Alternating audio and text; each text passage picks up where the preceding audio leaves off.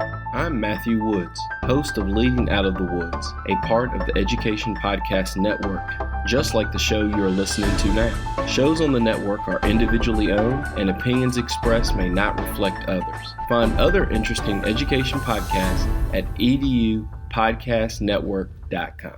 Support for today's episode comes from the Institute for Education Innovation and the 2023 Supes Choice Awards, the only education industry awards judged exclusively by school district superintendents.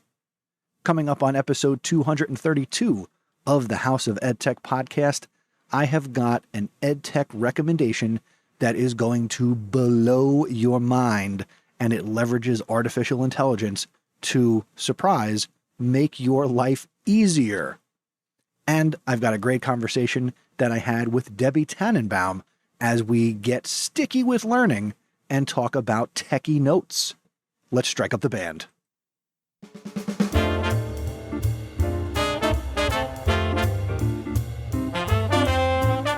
Welcome to the House of EdTech.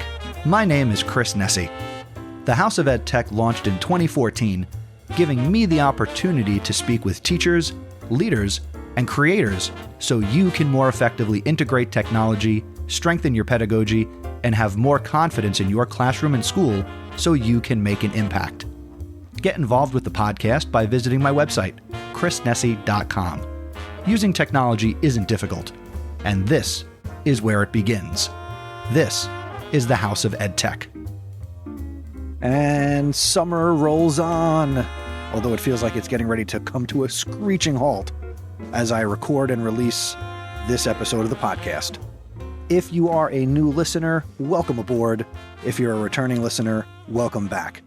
Either way, I am so glad that you make House of EdTech a part of your anytime, anywhere professional development. And I've got a great conversation with Debbie Tannenbaum coming up in just a couple of minutes. Just to kind of tease that, I reconnected with Debbie at ISTE 2023 in Philly, and we had a great conversation at ISTE. I didn't record it. We just kind of caught up because we wanted to have a longer conversation than both our schedules allowed in Philly. So after ISTE, we got together on the old computer over the internet, and we had a great conversation about everything techie notes and everything she's doing with what she calls sticky learning. So I'm very excited to share that conversation with you. But first, as I teased, the EdTech recommendation coming up right now.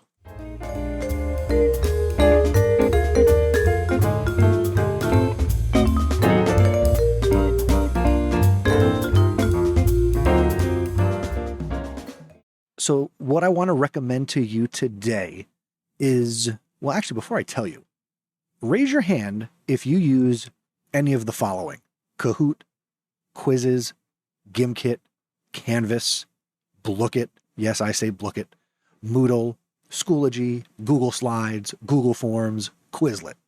If you raised your hand for any of those tools, then you need to check out QuestionWell.org. QuestionWell leverages AI to help you do your homework. You can use AI to generate an endless supply of questions so you can, and this is the sweet spot, so you can work smarter, not harder. You could just give QuestionWell some text, and AI will write essential questions, learning objectives. You can create multiple choice questions, and then you can export those questions to any of those tools I mentioned when I started talking about this. Yes, it is that easy. Okay, so you give QuestionWell the input, a topic. You can copy and paste in information. You can add learning outcomes, pick the language, and you just generate it, and it will then give you more outcomes. It'll give you the essential questions, and then it will generate questions for you that you can kind of go in and tweak or copy or edit, but you can then export. And this is where it's really slick. You can export the questions it creates to, again, Canvas, Quizzes, Quizlet, Kahoot, Blookit, Gimkit, Moodle, a document, or you can just print them out. All right. So go check out QuestionWell.org. There'll be a link in the show notes.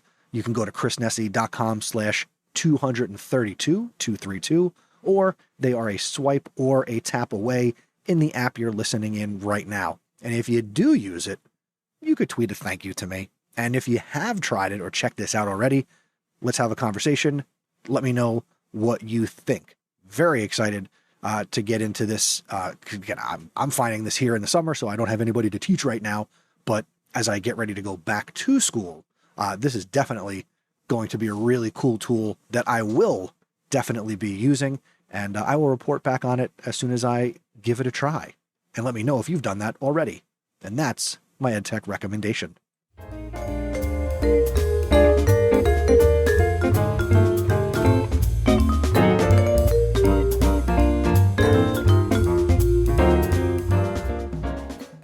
All right, let's do the featured conversation for this episode, and let's rewind the tape, and let's go not entirely back to ISTE, but here is a conversation that I recently had with Debbie Tannenbaum.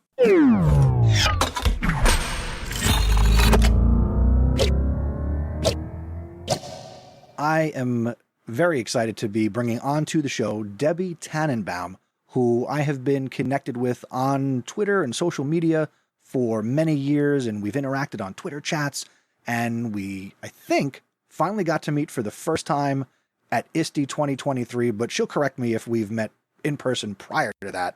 I think we have, haven't we, Debbie? Yes, we have. What were those other times we've met? We met at ISTE 2019 at the cheesesteak thing, excuse me. Cheesecake, cheesesteak, they're both very delicious. Well, it was great to reconnect with you at ISTE 2023. Absolutely. And I'm excited to have you here on the show. It's been 220 plus episodes in the making. So let me officially welcome Debbie Tannenbaum. She's an ISTE certified educator, author, blogger, and speaker. And she has, and this is not doing her justice, a wealth of knowledge and expertise in education technology. And we're going to get into it and talk about a lot of topics today. So Debbie, welcome to the House of EdTech. Thank you so much for having me. I was really excited when I got to, connect with you again at ISTE. I feel like when I met you the first time versus this last time, it's been like worlds apart. So much has changed from 2019 to 2023. Yeah, it's been like 10 years. Feels like it. Yes. Now, you are from Virginia, so that is where, you hail from, and that's exciting. Quite a distance to travel, whether it's ISTE or other things, and, you get around pretty good. ISTE was pretty easy. It's a nice little train ride up. Really? So closer to... For Philly, okay. Yeah. I live right near DC, and so actually going to Philly is probably one of the easiest places for me to go to ISTE, because I just I got on the train in DC, went up to Philly, got off the train, and I was there. I didn't have to worry about airports. I didn't have to worry about driving. It was super easy. And I was in a booth then, so that says a lot. That's right. You were a little on the mend, right? But everything is better now. You're moving around much better, so that was good to hear. Those pesky yellow curbs that I fell on a curb at Kiss and Ride and broke my foot, and it really hosed from May to July for me. Oh, but you're back. You're moving around. I think you were hopping around before we got on the call. I'm actually doing really well, and I'm so happy to actually be able to do all the things that I was able to do before. So it's good. I now have an added appreciation for people who have mobility issues, because our world is not friendly enough for them. That is true. And it should be, for sure. Absolutely. All right, Debbie, let's dive into a little education technology. So for people who are not familiar with you, first, your website is tannenbaumtech.com. And for you who is listening, there will be a link to that in the show notes, which are a swipe or a tap away wherever you're listening to this. And they're on and it'll be on chrisnessy.com as well. So a big part of your website and what you've done is this thing called Techy notes and making learning sticky. And I know you have a lot of experience working with a lot of our youngest learners. So let's do part one, which is what are Techy notes and how can educators make learning and education technology sticky? So the idea of Techy notes actually came from my struggle working with littles. I became a tech coach 5 years ago, and I was so excited about it. And when I started working with my youngest learners, I really felt like I was playing whack-a-mole. I'd help one kid and another one would pop up, and it was exhausting. And I really wasn't sure what to do. And I definitely struggled from, I would say, September to December. And in December, I was listening to the 10-Minute Teacher podcast, and Vicki Davis was interviewing this woman, Pana Asafatana, and she was talking about icon literacy and how she taught her students icons in order to help them navigate the digital learning environment. So I started doing some of the stuff that she was talking about, and it was working. And before I knew it, I had all of these icons essentially collected. And so I was like, this would be a great idea for a word wall. And so I made my word wall where I had the letters up, and then I put the icons where they belonged. And when I looked at it and I stood back, I was like, they look like sticky notes. And so that's where the whole idea of Techy notes came from, because by helping my students learn how to navigate the digital learning environment, I was making their learning stickier. And I was helping them to remove that barrier. We think that our kids are digital natives and that they can do everything on the technology. And yes, every one of my students knows how to press YouTube and make a YouTube video go. However, when you ask them to use that technology to learn, that's something that they don't automatically know. And so we have to link that digital literacy with what they're learning about in class. And we really need to have them create some authentic products. And so what I've really been talking about is just ways to use that technology in ways that it's really authentic. It really gets our kids involved. Kids are more disengaged than ever, and we have to reach them different ways. What I did 25 years ago when I first started teaching, I can't do that anymore. Our world's changed. I mean, every day new things are happening as far as technology goes, and we need to meet those needs. And I need to help my students get that. And I found that when I was working on all these things with my youngest learners, there weren't enough resources out there. There's lots of resources for secondary. And that's why I really found that there wasn't stuff out there. So it became a really big passion of mine to really see how I can help teachers who are like me, or, whether they're ed tech coaches or they're classroom teachers. There are so many teachers who are trying to use the technology and they just get overwhelmed and they just feel like they're playing whack-a-mole and it's too much work for them. And so rather than have the time to do what I've done, now I'm providing them with resources to help them scaffold those experiences. A lot of what you just said and why you do what you do is kind of how this podcast kind of fermented and came to be, wanting to flatten that learning curve and the whole, it's not difficult, just give it a try. I see that myself. Debbie, if we go back for a second, before you became a tech coach, what were you teaching? I mostly taught 4th and 5th grade. I did 1 year in middle school. It really wasn't my thing, and I'm okay with admitting it. But I mostly taught 4th and 5th grade. They were kind of my sweet spot. They were independent enough that I could get them to do really cool things, but they also weren't essentially teenagers, and I didn't have to deal with some of the attitudes and and things like that. And I really enjoyed that age. When I taught 4th grade in my first year, that's when I discovered I liked using technology. And back then it was using scholastic.com and doing simple things. But I saw how it engaged my students in a way that I could have never imagined. And, as a result of that, I went and got my master's in tech way back in 2002. And it's just continued to grow. So I had mostly worked with those 4th and 5th graders. There were 3 years where I worked as a technology teacher part-time, and I worked with K to 5 essentially, but so much had changed when I became a tech coach from when I had done that previously. I mean, I even look at the programs I was using back then and the programs I'm using now. I mean, so much has changed, and we've gone to a lot more web-based things.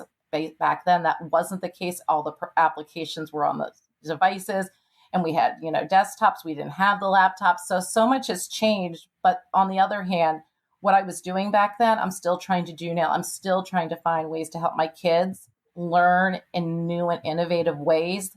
And it's really been a good challenge for me. The school I'm at right now, we're 40% language minority, 25% ESOL. And so we have a lot of students in our school who are still building that academic language. And I've been really digging deep this past year on how I can help all of my learners, not just navigate those digital learning environments, but how can those digital learning environments help our students who are still developing language. Absolutely. And obviously, language is one of the biggest barriers that exists in education, especially when you have students in a district that, they're coming from all different places. My own district where I work, very transient population where we have people coming in from all over Central America and different Latin and Hispanic countries. Debbie, the other thing that you talked about at the beginning, you mentioned that when you had the opportunity to become a tech coach, that you got really excited. Take us back. What was exciting about making that shift from being a 4th and 5th grade teacher to now being in that coaching and helping teachers role? The last year I taught, I had this kind of almost a renaissance. That was the year I discovered Twitter. I discovered Project Serious Thinking routines. I had discovered, I think that was the year I discovered Flip, previously known as Flipgrid. Well, hold on. If we're going to say Flip, previously known as Flipgrid, we have to say Twitter, now known as X. Oh, that's a whole nother story. Every time I see that X, I'm triggered. I apologize. It's okay. But I went through this period where I had a really great principal that year, and she really encouraged me to grow in new and innovative ways. And when I decided to apply to be a tech coach, I didn't think I was going to get in. It was I had just finished my first year in my district. I had switched districts. And the tech coach in my school was like, no, they need people like you. And, at first you get put in a pool, and I did a bunch of interviews, and I started to get a little bit discouraged because, obviously all the internal stuff happens first. And I ended up getting a job at a school where my principal's mentor was.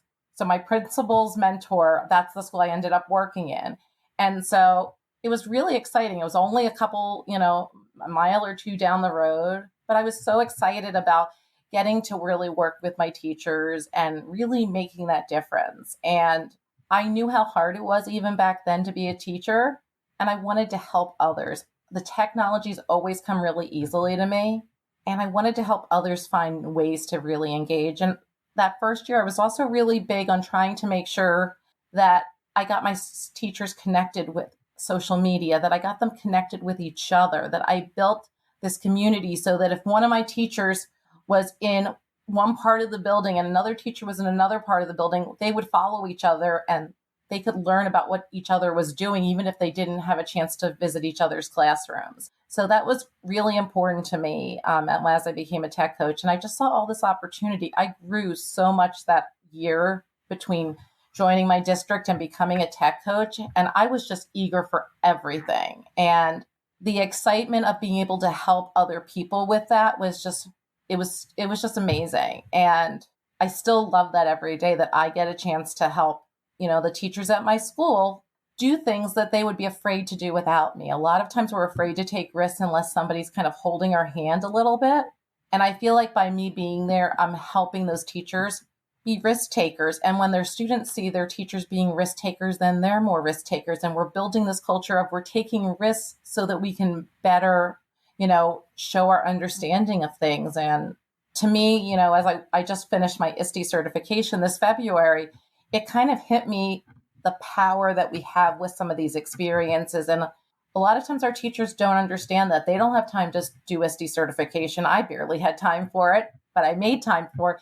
It's my job to take all these big concepts like the ISTE student standards and the ISTE standards for educators and break them down for teachers and say, right now we're going to make sure we're making sure all of our, learning that it's accessible to everybody. We're going to incorporate some universal design for learning and talk about that versus talking about which ISTE standard it falls under. It doesn't matter if it's a learning designer or whether you're being a creative communicator, but I'm breaking it down for them and saying to them, here's a way that the technology is going to help you better meet the needs of your students. And luckily, since I taught in elementary for, I guess 18, 19 years, I have the background. I've been in their shoes. Granted, I haven't been in their shoes as far as COVID goes, but, I'm there with them and I'm watching what's going on. And a lot of teachers will say, well, the kids behave better for you than they do for me.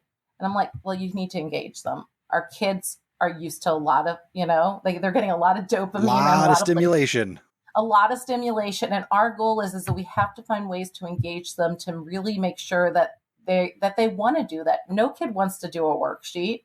No kid wants to do some of, everybody has to do the same project. That's boring. And I find that especially with our youngest learners, some of the tools that I've been able to, expose them to, it gives them the chance to share with audio, with video, by drawing, by, and with text, speech to text. I'm giving those students so many opportunities to do those things. And then I'm also able to then give them opportunities to collaborate and learn from each other. And that's what our students need right now. And it's going to be even more important than ever as we navigate the whole AI, transition as well. Our students need to be able to critically examine things and listen to each other. Absolutely. And, I love some of the takeaways from what you just shared are the idea of building community with your teachers that you work with. And what you said about kind of, I chalk it up to you speak geek, but you also speak people. So you can be that translator of the ISTE standards or the different models and approaches to integrating technology to get teachers to feel comfortable. And that is so important because, like you also said, when teachers are modeling that risk taking, then our students are sucking that up like sponges. They will also be inspired to take those chances. And, I've been telling teachers for years, you don't need to know how to use every tech tool out there. You got to get comfortable saying, I don't know, and let's figure this out together. Absolutely. Or even pretending you don't know and empower the students like a magician forces a card on you. I don't know. I think that was one of the, not that COVID was good, but during COVID, our teachers had to admit they didn't know how to do things. Things were changing at such a rapid pace that they didn't know. And a lot of teachers would be like, I don't know how to do this. We're going to figure it out together. And they went from being the sage on the stage to more of a facilitator. And I think that that's so important. And I tell my students all the time, if we're working with something, sometimes we work with stuff that it's still a little bit new to me. Like I remember when I started working with Tinkercad, I was learning alongside with the kids. And sometimes they would show me something. I'd be like, oh, wow, I didn't know I could do that. Every once in a while, a kid will teach me something new about a tool that I think I really know well. And that's awesome. I want the kids to be able to do that. To me, that shows that we're learning together. We're discovering together. When I talk about some of the math things I do, I was teaching a lesson on Desmos in a third grade classroom. And all of a sudden, one of the kids just starts talking in the middle. And I went up to her and I'm like, what are you doing, honey? And she's like, there's a microphone there. I can speak into this. And I was like, I didn't even notice it was there. That's awesome. Like, how cool is that? Yeah. That they've made that transfer. I love that. And what grade? That was, you said the third or fourth grade? Third grade. There you go. And I had just started to dig really deep into Desmos the last 2 years. And I was starting to try to figure out some of the computational layer. And she saw that. And I was just like, I didn't even notice it was there. But, and here, and it's so funny because every time I tell her all the time, when it's like, I talk about the fact that you showed me the microphone was there. There you go. And that's such a great thing because this is a kid who has some special needs. And this is this big thing. She taught me where the microphone is. And she'll never forget that. Yeah. And that's what it's all about. I mean, we have to give our kids those opportunities. And I'm always amazed by what our kids can do when we really give them those opportunities and we make sure that they're accessible to them. Because so many times teachers are leaving, we're one-to-one and the teachers are leaving those computers and they're only using them for, I would say, more like adapted games like Lexi or ST Math. But we need to use them to create. That's what their kids are going to do in the real world. They're going to use technology to create content and to evaluate content. So it can't just be we're sitting on a computer doing a program. Yeah. Yes, that's important, but we have to do other things too. Absolutely. Let's pause right here for a word from our sponsor.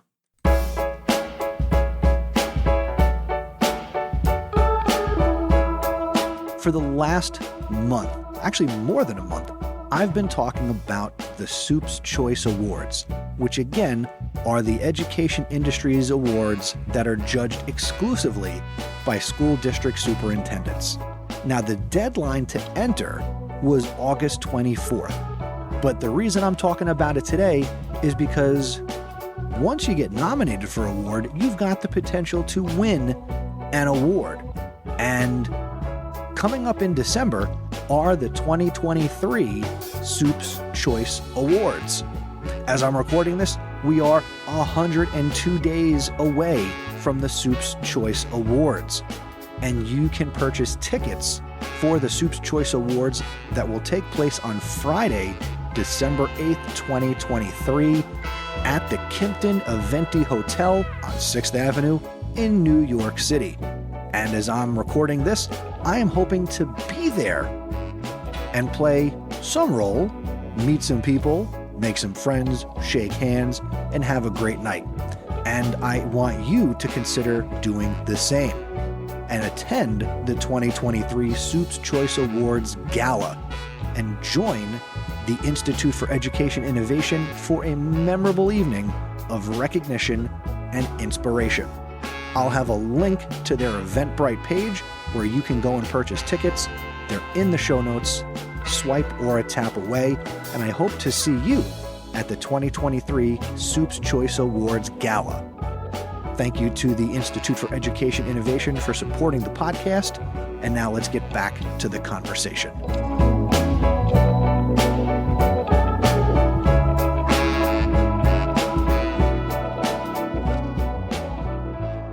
So, as you go into this new school year, 23-24, you talked about opportunities.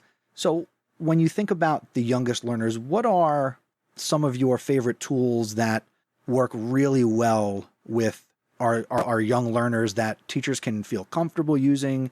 And obviously they could pick it up easy and can feel confident introducing and using some of these tools with students here in 23-24. Absolutely. Well, my favorite tool is actually a tool a lot of people don't know about. It's called Wixie. It's by a company called Tech for Learning. And Wixie has come such a long way in the last 5 or 6 years. They've really created a really visual program that students do not need to be able to read. If they understand the icons, they can navigate it. It reads to them. It enables them to do speech to text. They can do dictation searches. It's amazing. And in addition, in their image library, they have all the icon pictures, which I love because so many times I'm like, okay, where am I going to find that? And it's so easy to use. They have a primary mode, which I use with my pre-K students, that is really simple. But even my kindergartners are able to use the regular mode. And this past year, we did our pre-K and our kindergartners were using iPads. I was shocked by how easily my students were able to use that. So I love that tool. I use that tool from pre-K all the way to grade 5. That's what our district provides for us. But it's been such an amazing tool for our students. It allows them to collaborate. It allows you as an educator they have this thing called Project Inspector where you can see which kids did which things, like a version history. It's very scaffolded. It's very friendly. And there's a great curriculum and template library. I create a lot of things in there, but there's so much in there that it's a really easy entry. So that's my favorite out of all the tech tools I use with my littles. Besides that, if you can't use Wixie, Book Creator is another really great option. I love the fact that Book Creator has that visual, the visuals. They can use the video, they can use the audio. They have those choices just like in Wixie. It has the possibility of doing that collaboration with the premium. And Book Creator has created some really awesome resources. At the end of last year, they created these books for each grade level band, where essentially there are videos teaching kids how to do things, which I really like. I think that's a really cool feature as well. I'm a big fan of Book Creator. I just want to throw that in there as well. I'm sorry? I said I'm a big fan of Book Creator, so I just wanted to make sure I said that. Yeah. And then the other one I would recommend is Flip, previously known as Flipgrid. Flip has really done a lot of work to make it more accessible to our kids. And when I start with my students using Flip, I only give them the camera. We do things like I give them a 5. Do you know what a 5s frame is? Okay. I give them a 5s frame and I tell them to color it 2 different ways. And then they either hold it in front of their face or they do what I call Vanna White style. They don't know who that is. And we start with a lot of things where they're taking something they can hold and making a video sharing what they're talking about, whether they want their face in or they don't. For them, the big thing that they love about Flip is that they get to listen to their classmates. And a lot of times people make collaboration really complicated, but in a kindergarten level, collaboration is I share my ideas.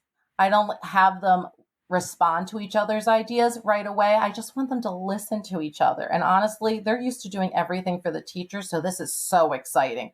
And then every once in a while, you'll have a kid who goofs around and you'll know who that is because everybody will be watching that video and laughing. And then you're like, you got to do it again. You can't watch your friends, logical consequences. But those 3 programs have been the ones that I use quite a bit with my youngest learners. They get so excited about it. And it's really been great to give them those experiences where they're able to do things in a different way. And, watching them share, whether it's they're sharing their math thinking. I had a first grade class where they made t-shirts sharing what they had learned about Virginia. They decorated the t-shirts and then made videos or used audio files explaining their, creations. But giving them those things like that are so important for the kids, and they just light up. They're so excited about it, but they're also demonstrating their learning in a new way.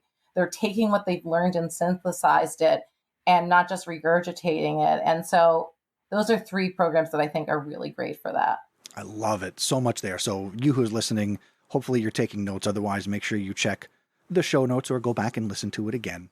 3 great tools for you. Debbie, just as you were talking about what you enjoy using currently, I'm going to throw this out there for fun. What's a tool or technology that you miss that doesn't exist or play a role anymore, but back in the day, it was really valuable? I remember and I know it still exists now, but Clicker 5, when I used it back in the day, a long time ago, was a really great program for our students in our younger grades. I know it still exists now. There are other tools, but that at that point was a really innovative tool. It had the text prediction for our kids, and it really enabled them to do a writing in a way that they couldn't. Now, comparing it to now, it's not very sophisticated, but back then, in the early 2000s, I think it was a pretty sophisticated tool, and the kids really loved using it because it made even my kindergartners were then able to share their thinking. Nice. I had a conversation recently with Bruce Reicher at ISTE, and part of our conversation was about some old tech that doesn't exist. And now I've got it in my mind that I need to create a full episode where I bring together a bunch of people talking about all the stuff that doesn't exist no more. So, I think about when I made my first website and I used Netscape Navigator, and that doesn't exist. No. It's just so funny how many things have changed. But on the other hand, I'm still doing, I still have a website, but I'm using Google Sites now. Back then it was difficult, and I was like, oh wow, I've made one. There's a lot more opportunities to do things now than we had before, but that also means that there's a lot more to teach our students. Absolutely. So we touched on the present, we touched on the past. Let's look a little bit into the future. So crystal ball's ready, everybody. What is something as you go into this school year that you're looking to maybe, shake up, do a little differently, or do that's completely new that you're chomping at the bit to get going here? Last year, I started to get more into family engagement, and I had a really successful coding night for families. And I was supposed to do another event in late May, and then I ended up being out on leave. I really started working with our family liaison this past year to really build some family engagement that kind of channels things in a different way. I'm really trying to, as far as that family engagement, build understanding with our families. During COVID, a lot of our families were kind of kept out of the schools. And now for some of them, they've never been in the schools. And so trying to create events where parents and kids can learn and work on things together. When we did the coding night, it was so powerful.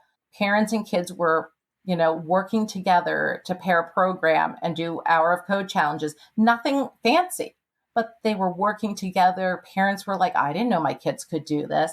And I want to try to create more experiences like that.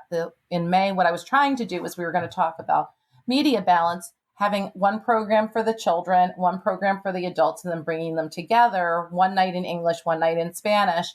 And so my family liaison and I have really worked hard to kind of build that. And so our goal this year is not just to do 2 or 3 programs like we did last year, but really build a set of family programs that we work on together. We both have the same type of energy. And, when we talk about things, we get really excited. And it was a really, really good partnership, and I know it will continue to be. So I'm really excited to see. We got talking points last year. We started to play with it. It's been a huge game changer. I really want to help build that family engagement, because so often we go to events and they're the same few people, and we want to get others involved. And it was really wonderful at the coding night. Unfortunately, we had so many people show up, we ran out of devices, which, I was sad that we couldn't accommodate everybody, but like, there's so much interest. I know when we do it this year, we're gonna, we'll be prepared. That's a good problem to have. Not everybody RSVP'd.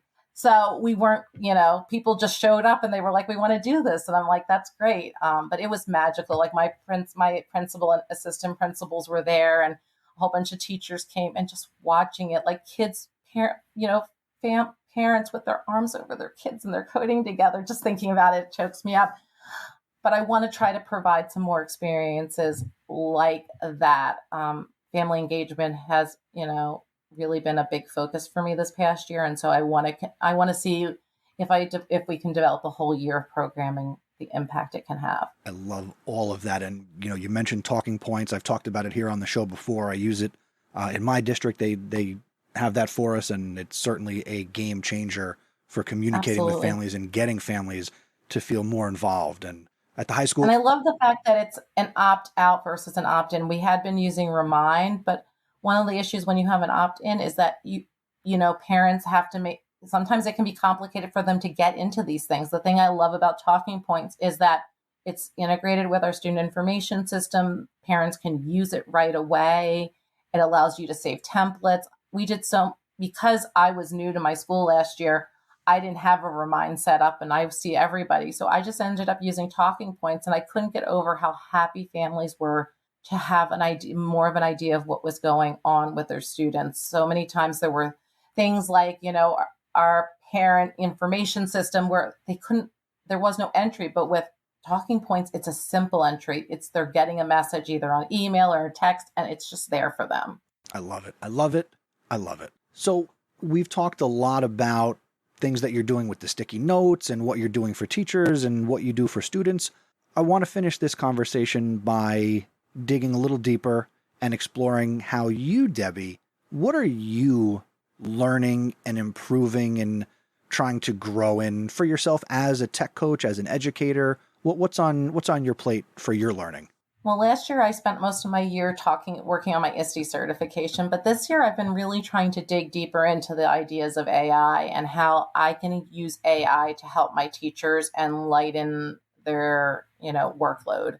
I've been, reading books about that. I've been watching webinars. I know right now Holly Clark is doing a whole bunch of webinars on AI in education, but I've really been trying to figure out how I can use AI to help my teachers, plan better, think about things in a different way. There's so many great ways we can use it to make sure that we're meeting the needs of all of our students. And so that's what I've been really digging into lately, is how can I help my teachers use AI to just make things a little bit less complicated. There's so much teachers and educators need to do right now. And, knowing that, if you have a passage that, is at a second grade level and you have a kid who is reading on a first grade level, that you can use some of these tools to adjust it and you don't have to rewrite it. And, I was watching something today where they were talking about how, even designing lesson plans with it. Like, you don't have to do everything on your own. Some of these tools can really help you do that. And what could take a teacher hours to do might take them, an hour to do, because they can use the AI as almost a virtual assistant to help them. And that doesn't mean the AI does everything, because teachers ultimately need to make sure things are correct. I asked AI to make me a bio for my presenter, and it said that I had done all these things I hadn't done. But yet I was able to take my bio that I had written, put it in there, and it was able to rewrite it for me in an even better way than I could have thought of. So really teaching teachers how they can use some of these tools to really just make their lives a little easier.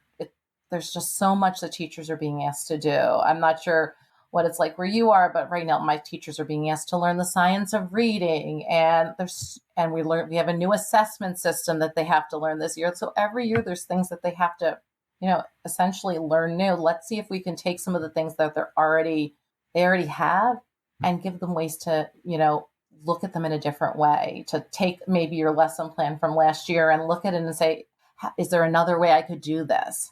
And build some of that innovation in as they're working with those tools. I love it. And my biggest thing that when I talk about AI, and again, I love the using it as a virtual assistant, try and lessen the load, take things off your plate, is the idea that you've got to be a critical thinker to use it, right? Oh, absolutely. The tool does nothing. It's like a hammer. Hammer doesn't hammer the nail. You got to pick it up and use it. You've got to feed the AI something, and you've got to manipulate it and work with it.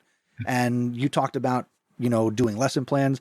I spent time with my colleagues on prep last year. We were playing with tools like ChatGPT, and we were rewriting our curriculum and teaching it to write objectives and just generating rubrics. Awesome. Just there's so much. And, I'm sure you might be of the same mindset. Let teachers know you got to get in there and play. Pick a tool, and play with it. The challenging part of it is that, like, I've spent a lot of time playing with it. And even as I watch other people play with it, I keep discovering new things about how I can make it work even more effectively. And so it's not something that you can say, oh, I've taken this course or I've read this book on AI and I understand everything. It's really something that you have to try one thing, try something else.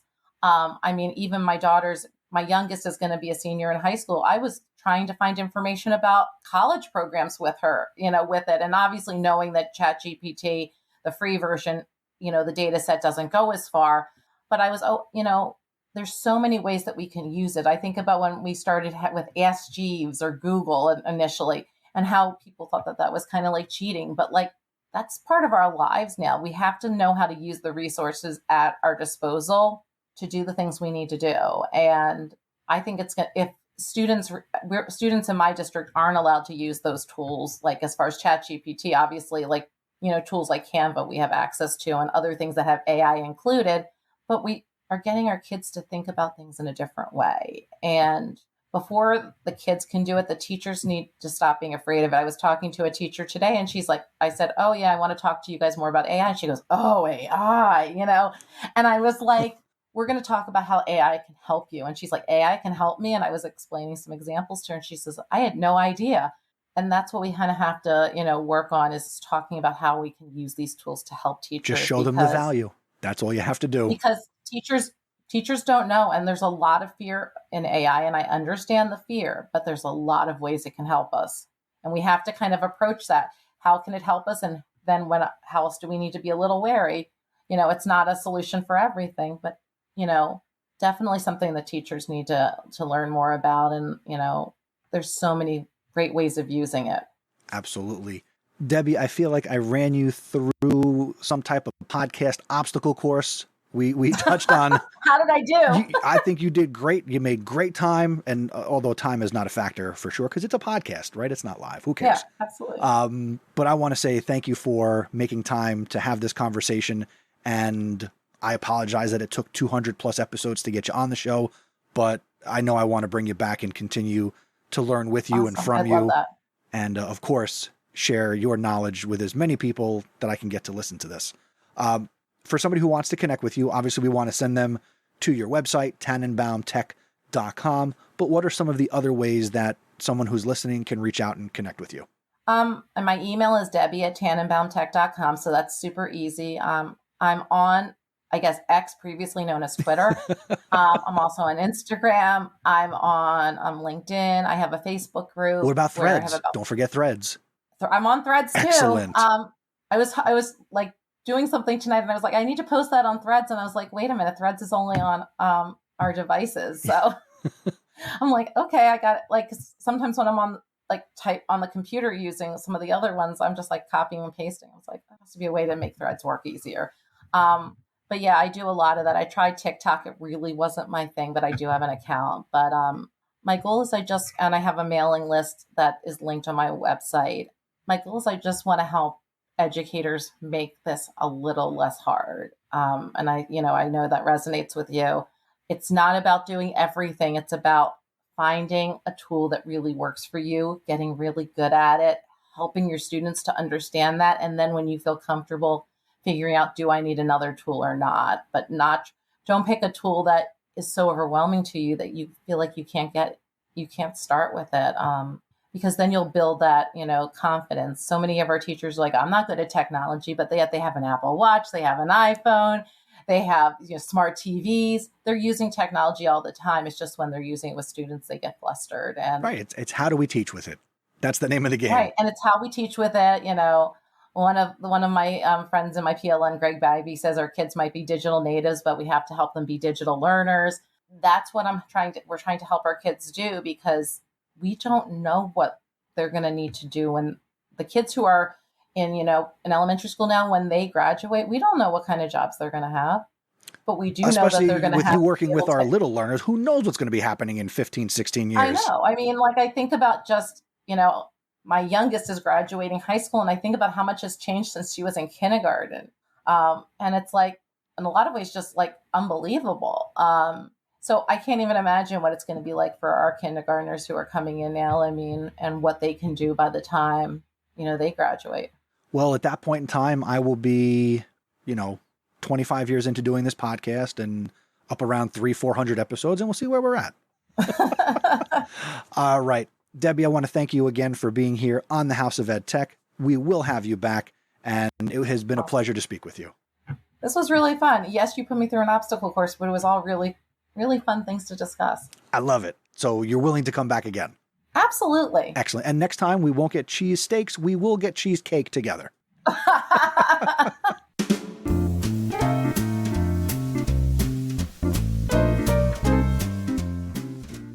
want to thank you for listening to this episode of the House of EdTech. If you haven't already, I really invite you to subscribe or follow the podcast so you can continue to make it a part of your anytime, anywhere professional development. To get the most out of House of EdTech, be sure to check out the show notes for this episode. You'll find links to all the resources mentioned on the show. You can go to my website, chrisnessy.com/232, or they're a swipe or a tap away where you're listening right now. I also want to let you know that I genuinely enjoy hearing from you, and I value your feedback and your perspectives. Whether you have thoughts or questions about a recent episode or any other EdTech-related topic, don't hesitate to reach out and connect with me. Other podcasters, they just want to talk at you. I want to talk with you. So feel free to email me, feedback@chrisnessy.com, or leave me a voicemail at chrisnessy.com/voicemail. Your input helps me create better content and improve the podcast. So please share your thoughts with me. I am truly eager to connect with you. If you know someone who would benefit from listening to the podcast, I want to encourage you to share it with them. Spread the word on social media or word of mouth. That's still the best way to share a podcast that you enjoy. Your efforts will help me reach a wider audience of educators who will get value from the show. Thank you in advance for helping me to share House of EdTech. Lastly, I would like to invite you to become an awesome supporter. If you're getting value from my content, I would be incredibly grateful. And I want to thank those who support the show, including Jeff Herb, Peggy George, Dan Gallagher, Mike Messner, Matt Miller, Brian Carpenter, and Aaron Cummings. Will you be the next awesome supporter? If you'd like to be, go to chrisnessy.com/awesome. Your generosity goes a long way, and it will help me to continue delivering exceptional content to you and the entire House of EdTech community. The next episode of the podcast is going to be episode 233, and summer is over, so we're going back to the fortnightly release schedule. The next episode will be released on September 10th, 2023. I hope you've enjoyed all of the conversations from ISTE, and now ISTE is officially in my rearview mirror, and we've got some new content and opportunities to create and talk about some great stuff. Until next time, thanks for learning with me, and remember, using technology isn't difficult. Just give it a try.